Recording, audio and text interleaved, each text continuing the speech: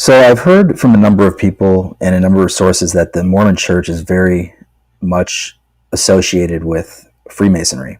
And I found this article on Vigilant Citizen website, which is a very good resource on this weird occult shit.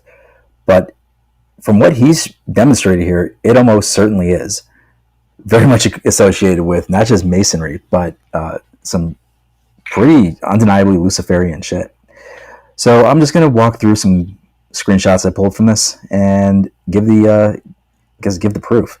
So again, this is the Church of Latter-day Saints, the Mormons. I'm not saying all Mormons are Satan worshippers, but their church is definitely into some weird shit. All right, so they say the main temple, which is in Salt Lake City, it has a lot of very strange symbolism around it. And they say, while this place may seem holy and wholesome, a closer look at the structures reveal the presence of occult, pagan, and Masonic symbols, and it most definitely does. And then they also say down here, a visitor of this religious area finds himself surrounded by symbols esoterically associated with black magic, evil, or ancient paganism. And there's a lot of ex-Mormons that also claim that the LDS, which is the Church of Latter-day Saints, secretly leads followers to worship Lucifer. And after looking through this, I tend to agree. All right, so at the temple itself, they have these inverse pentagrams, so upside down pentagrams, upside down stars all over it. Okay, so like this right here is an example. That's like on one of their windows, and that's not the only one, but it's pretty blatant, right? This is almost always associated with evil, with Satanism, something like that. You don't see that anywhere. Like, look around any kind of like American heraldry, like the state of Texas and sort of Texas associated decorative things where there's always like a star, where there's it's a Lone Star State, or just the U.S. with the flag. It's always upwards. Like this right here is very strange. So this is found basically all over the place. And as he sort of demonstrates here, like this is absolutely associated with Satanism. Like this is what you think, right? When you see an upside down star. Everybody knows that. If you don't know that, then stop listening now, and I can't convince you.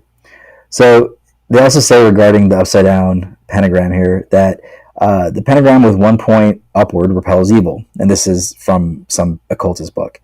But a reverse pentagram with 2 points upward is a symbol of the devil and attracts sinister forces.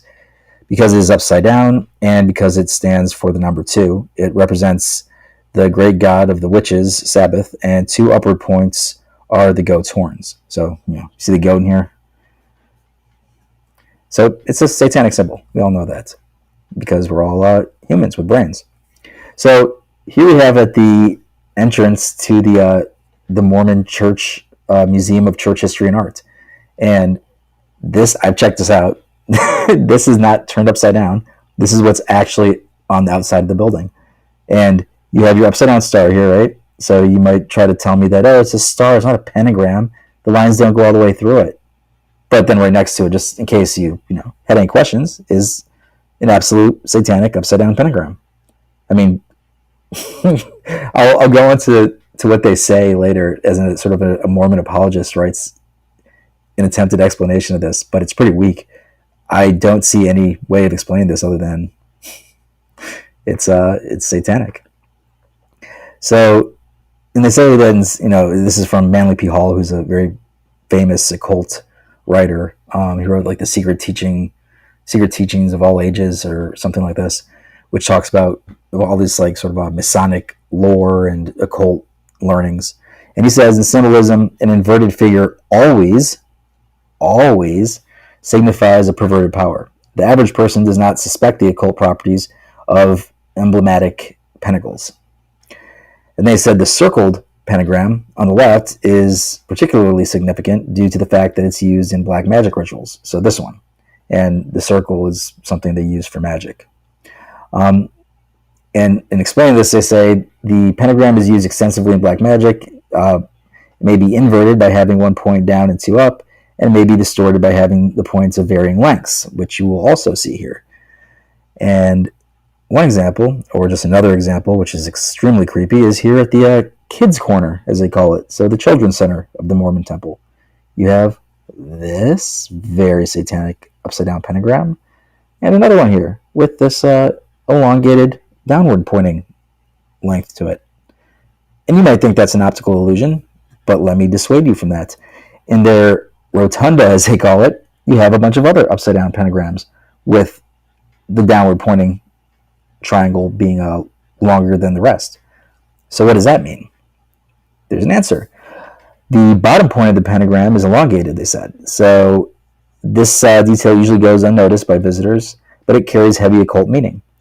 First, the irregular length of the bottom point represents a perversion of the power of good. Second, this particular pentagram with the bottom point falling down carries a precise esoteric meaning. It's the fall of Lucifer, the fallen angel, and the morning star.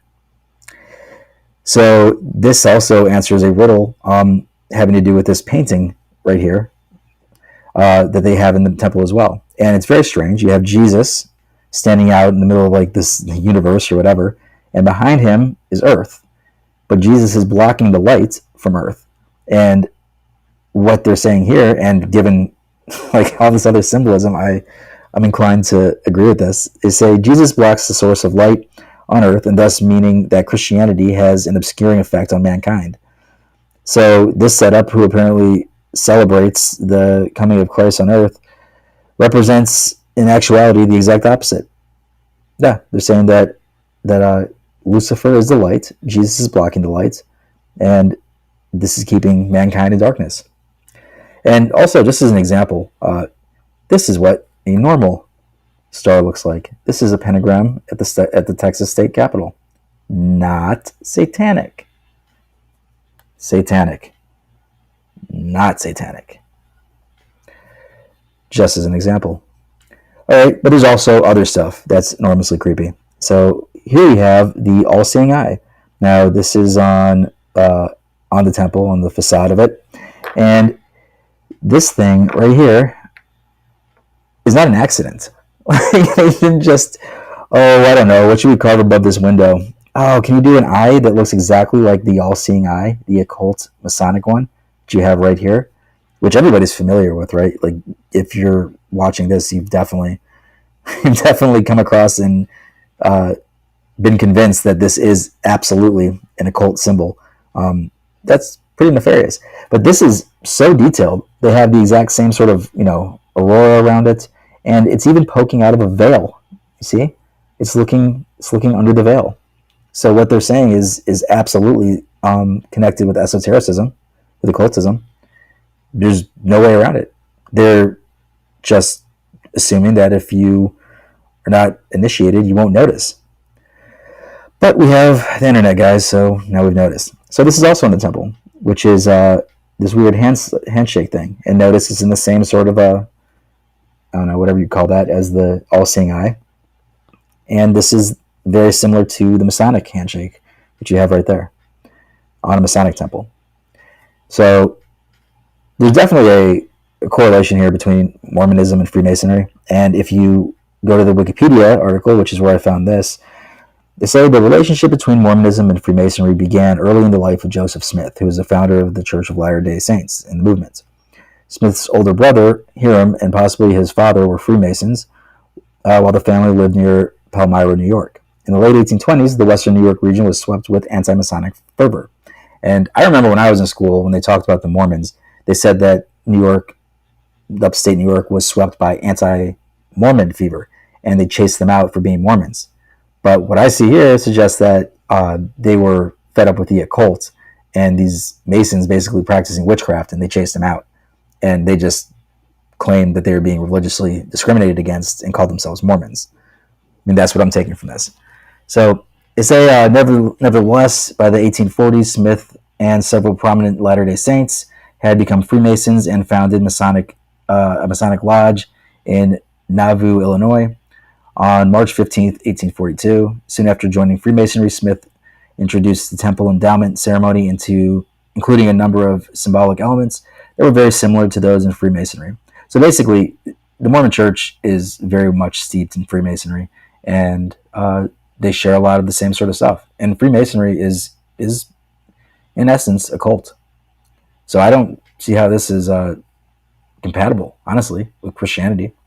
And then you have some other things here that sort of prove the point. And you have, say, this baptismal font where they baptize people, sometimes dead people, which you have down here, which is very weird stuff. But this was modeled after a thing that they had in front of the Solomon's Temple, where priests would wash themselves off after sacrificing animals, never to baptize people.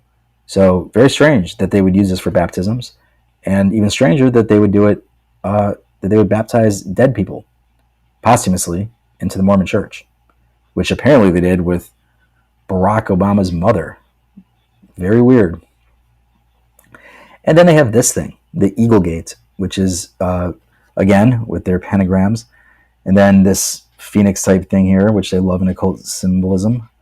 And then this beehive, which is pretty much an exact match to this Masonic beehive, which they say is emblematic of Masonic Lodge and industriousness of Freemasons. So there you have it. It's definitely based on Freemasonry, and with the pentagram, the upside down pentagram, so heavily featured, I have to say that I suspect these people of being Luciferians, at least the higher ups in this church. So let's read real quickly some excerpts, some clippings from an apology. I don't know. Someone trying to explain why Mormonism isn't Satanism. So they say here, to start with, that if the inverted pentagram that this other guy who wrote about it finds so offensive on the Salt Lake and Logan temples were to indeed become universally regarded as an evil symbol, we would simply have to have them chiseled off the walls, unless, as this guy says, we were meant by conspiratorial leaders to be drawn into an ever-tightening web of occult rites and deception. Yeah, that's what he means. Right? It's an upside-down pentagram, which has very specific meaning. So, there. And then a little bit later on, he says, symbols of their very nature resist exclusive, never-changing interpretation. Only a committee of lawyers could presume to draft a ritual with a single static meaning, and the brighter among them could find ambiguities in whatever text others found conclusive.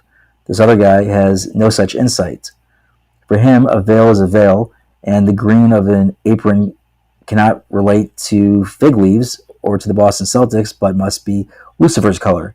Green is the color first because it relates Kabbalistically to Venus, the morning star, sacred to him. Alchemically, Lucifer is related to copper. My freshman literature students would hoot me out of the classroom if I began such free association. So what he's saying here, in layman's terms, is that this very obviously occult symbolism and very obvious satanic symbolism here and here and here just doesn't mean the same thing to them as it does to him. They don't explain what it means. They say that, no, it couldn't possibly mean Satanism. He's just paranoid. It would take lawyers to make that case. No, it is what it is. They're just counting on people not believing that they exist. I mean, we've seen this with our own government, right? All right. Well, that's what I have to say about Mormonism, Freemasonry, and really what the Church of Latter-day Saints is a Luciferian organization based on the Masonic order. All right. Hope you guys enjoyed.